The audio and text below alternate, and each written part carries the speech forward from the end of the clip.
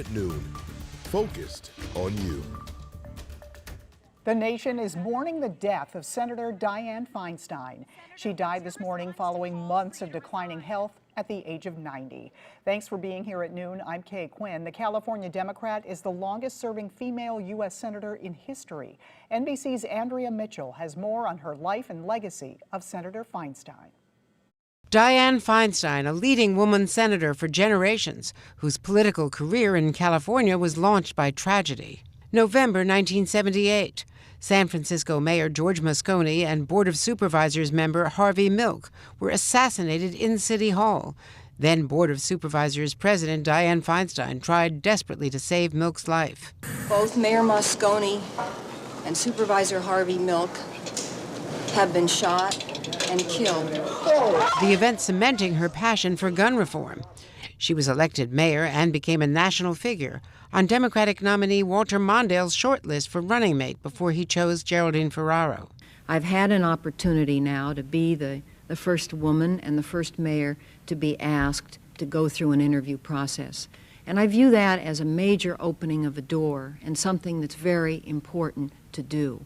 It was the Clarence Thomas hearings before an all-male Senate Judiciary Committee in 1991 that got Feinstein to the Senate, as she recalled in 2018. And what did I see but an all-male Senate Judiciary Committee grilling Anita Hill?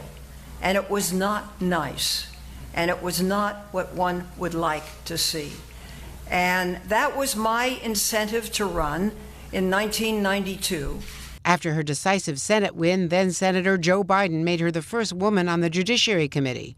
In Congress, she quickly made an impact, leading the charge for an assault weapons ban in 1994. As Senate Intelligence Chair, she took on the CIA's waterboarding of prisoners, holding hearings into the Bush administration's harsh interrogation techniques. But in later years, colleagues faulted her performance during Supreme Court confirmations, praising Republican Lindsey Graham for getting Trump nominee Amy Coney Barrett confirmed just weeks before the 2020 election. This has been one of the best set of hearings that I've participated in. But through political and personal trials, Dianne Feinstein's legacy as a trailblazer endures. Andrea Mitchell, NBC News, Washington. President Biden calls Senator Feinstein a true trailblazer and a cherished friend. The governor of California must now appoint a lawmaker to serve out the rest of Feinstein's term. Gavin Newsom has publicly pledged to appoint a black woman. Breaking news now, Aerosmith is postponing its tour and its show in St. Louis.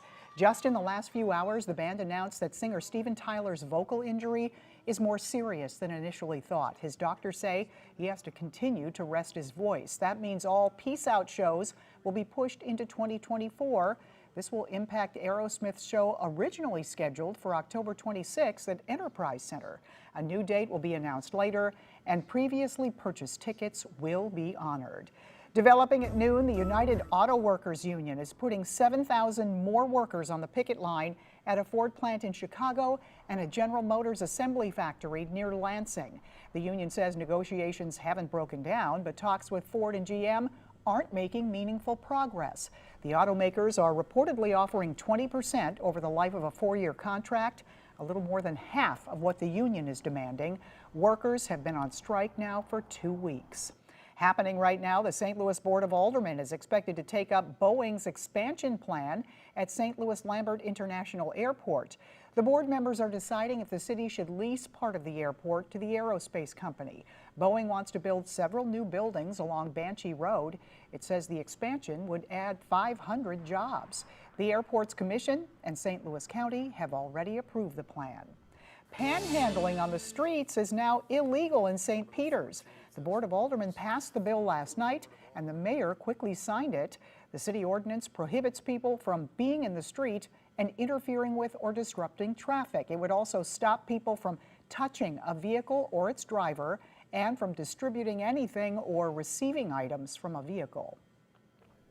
New at noon, international leaders will spend the next 2 days at the Missouri Botanical Garden. Members of the Global Strategy for Plant Conservation are there to discuss plant conservation strategies. The goal is to prevent the extinction of thousands of plant species. They'll ultimately pass on their recommendations to the United Nations. More people are coming forward saying a former police officer sexually assaulted them. The FBI has now set up a hotline for additional victims. The agency says Marcellus Blackwell is a serial sex offender who preyed on the people he arrested. A federal indictment says he sexually assaulted 8 of the 80 men he arrested or detained while working as an officer with the North County Police Cooperative. At this point, police believe all of the victims are men. The FBI hotline is 314-589-2682.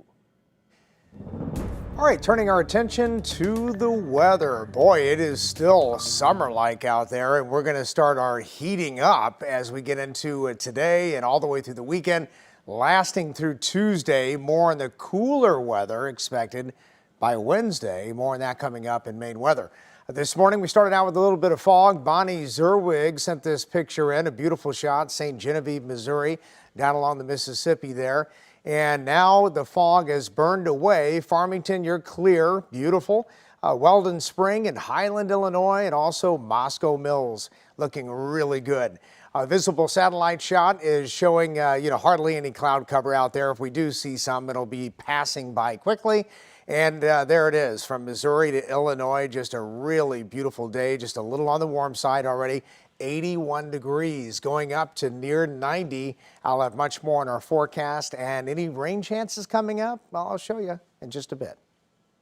I'm Travis Cummings reporting downtown. It is a bittersweet one today as Redbird fans celebrate Adam Wainwright and his career ending. The 18-year veteran Wayno gave it his all last week. 200 victories in his career. And this weekend, you'll get to show him some. Tonight at 7:15, sparks will fly as the stadium tour ahead of the face-off against the Reds. Wayno's version makes its final stop at Busch Stadium. Fans can take home Taylor Swift-inspired t-shirts celebrating Wainwright's career. I'm sure that's a popular shirt for Chiefs fans.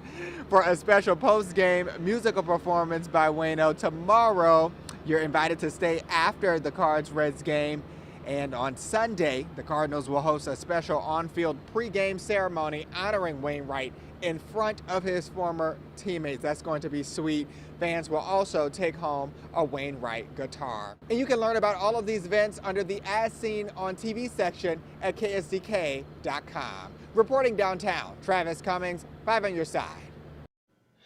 The anticipation is building at City Park. City SC can clinch home field advantage for the MLS playoffs. SC plays Sporting KC from Kansas City tomorrow night at 7:30. A win earns 3 points and first place in the conference. Bringing hope to an old motel, one woman's dream to give battered women a place to go. Plus, see how a local fashion designer is representing St. Louis one stitch at a time.